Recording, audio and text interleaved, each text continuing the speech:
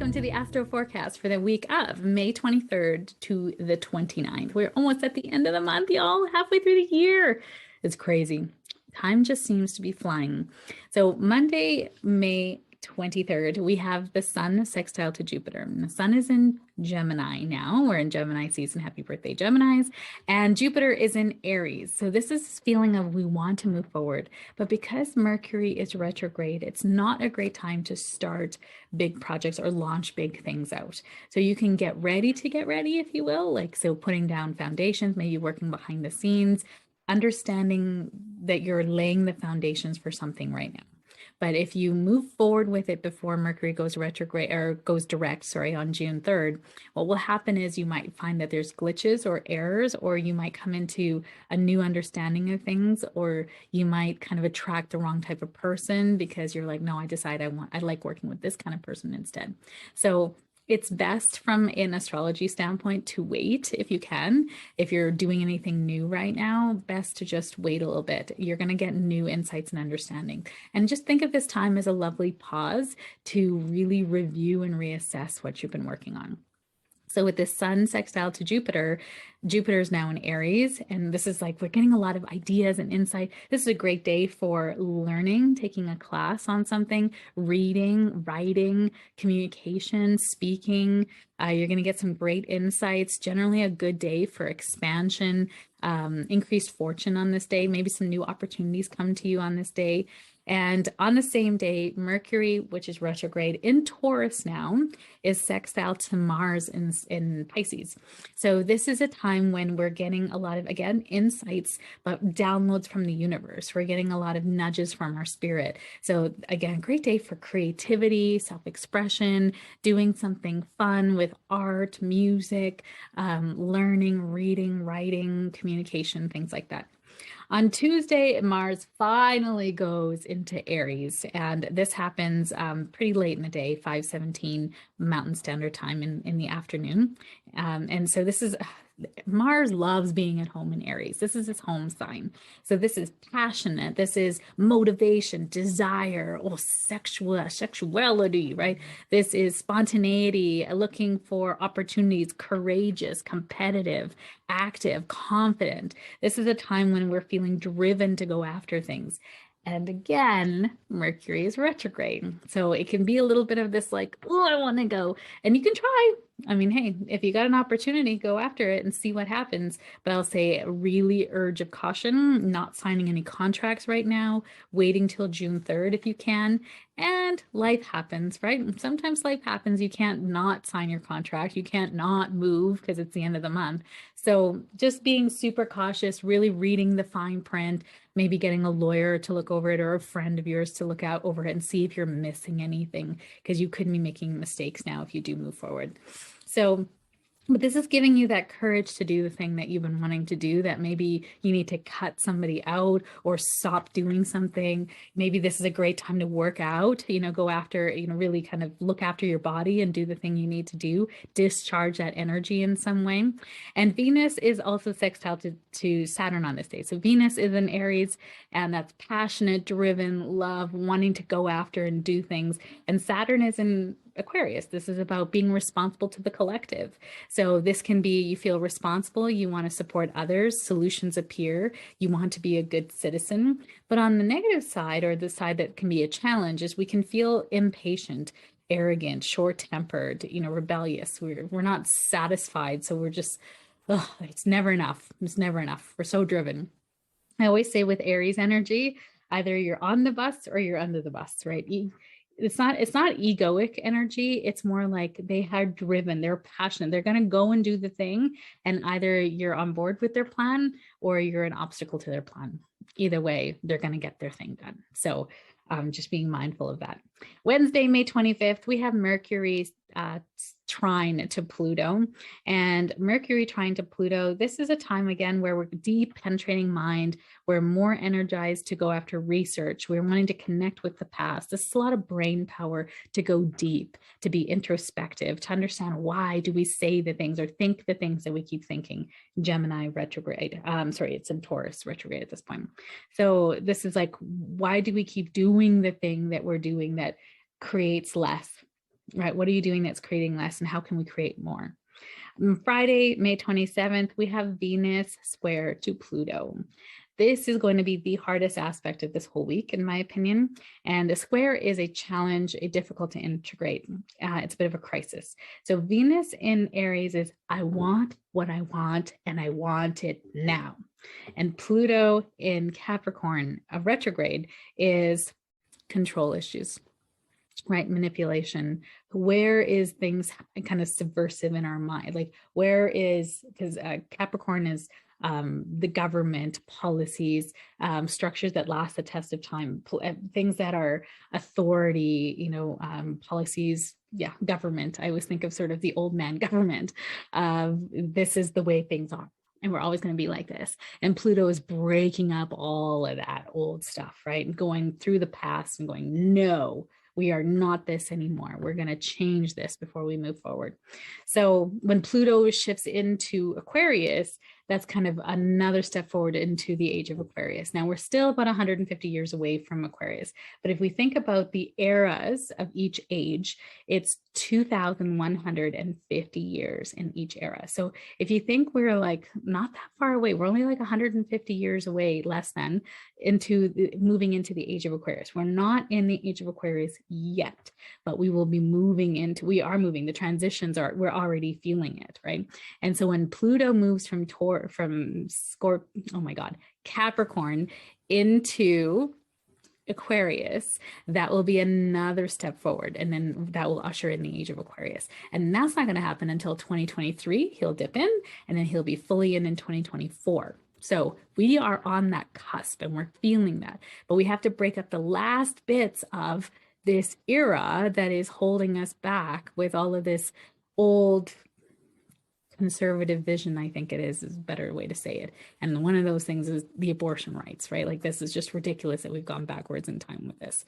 So with Venus squared to Venus squared to Pluto in Capricorn, this is, I want what I want, but I can't get it yet because there's something in the way, right? I really want more money, but I keep spending it all. So I need to go back to the structures of my life and create a budget that supports my spending. So this is a bit of a timing thing, right? We're timed out. This is not, you can't get what you want just yet, but it's helping you understand why you can't get what you want yet. Now, Venus rules relationships, money, beauty and aesthetic, and self-love and love and relationships, right? And also sort of there's a creativity and beauty associated with Venus.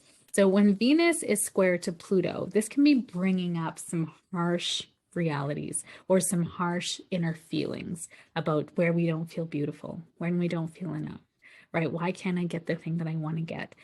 Power and control issues come up to the surface now. You can get passionate because you can't get what you want. So this can be fiery tempers as well. And you may transform yourself through your motives, money. You can transform yourself. This is a wonderful transformative energy if it's used right? If you can just bring some compassion, love, and kindness to yourself in the areas that you have continued to kind of hold yourself back. But holding yourself back is a form of safety. You don't want to move forward because on the other side of this thing is something that's not safe, right? So let's say, and I'll give you this example, and it might sound crazy as hell to you, but it is what holds me back a little bit. I love my husband so much. We've been in a relationship for 23 years. Everyone I know, any women that I know that have lost massive amounts of weight have gone on to leave their husbands and get into a new relationship. I know 6 women that have done it, 6.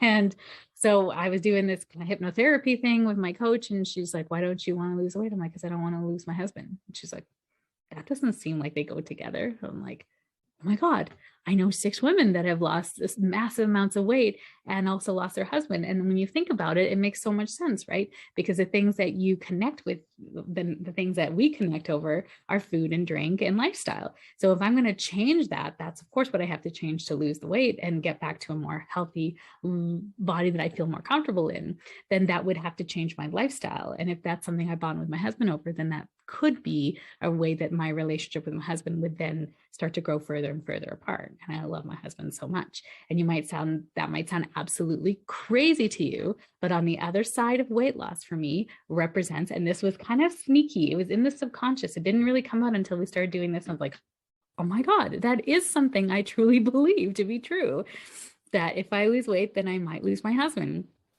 And not that I lose him, but I just won't choose him anymore because I'm now in a different part of my life, or I covet different things in my life, and I might not, we might not be compatible anymore. And I've had this conversation with my husband, and I've talked about it at length with other people too. And it might sound a little crazy, but when you look at the bottom line of it, there's a part of me that believes that to be true, and it makes logical sense. So my husband's like, that's crazy. I'll come along on a journey with you and we'll do the things together. And I'm like, that's great. And then every time we try to do that, it doesn't work out. So that is an example here of Venus squared to Pluto. The thing that you want requires you to stop doing something that gives you something positive. And although it doesn't feel like it's positive, you don't keep doing something that hurts you unless you get something out of it. So this day, I know you're like, Friday's deep, y'all. Friday's deep, y'all. Is can you get deeper with what do you want on the other side? And what's the fear? Why don't you have it already? Because there's always a fear of why you don't have what you want yet. Now, Saturday, May 28th, we have Venus moving into Taurus. So when Venus moves from Aries to Taurus, this is grounding the energy. Remember, we're slowing down the energy. And we just saw Mercury going the opposite direction from now Taurus, coming back into Taurus from Gemini. So when Venus goes into Taurus energy, this is its home, one of its home signs. It loves being at home. Venus loves being home in Taurus. Taurus likes nice things. This is a time when you want to invest your money in things that are going to last the test of time, that have value, that are something that really means something to you, not just money that like you're just going to spend on things because of the sake of spending on things. This is moving from passion to sensuality. We value things that last. Our appetite for pleasure increases. Venus in Taurus is a marker for gaining weight because we love to drink and eat and imbibe and just like, the pleasures of food is just so delicious. My husband's a chef. My dad's a chef. Like it's just food runs through our veins, literally. So, food is life for us. Tangible physical expression of love. So gifts. Taurus, loves valuable things, right?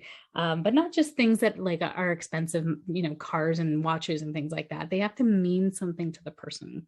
And practical, solid, long lasting, finances, banking, money, those are all things that are Taurus related. So everything has a challenge, and the challenge with Taurus is that it likes to stay stable. So anytime there's any kind of fluctuations or change, it is not willing to move or not easily move. So a lot of fear with moving and change and adaptability.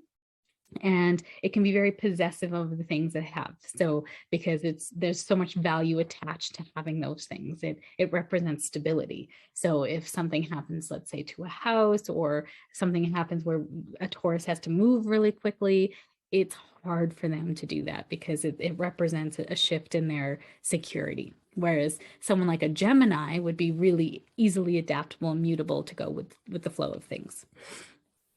And then Sunday, May 29th, we have Mars conjunct to Jupiter. This is a very auspicious day. So this is both happening in Aries. And so Jupiter goes around and is in each sign once every 12 years.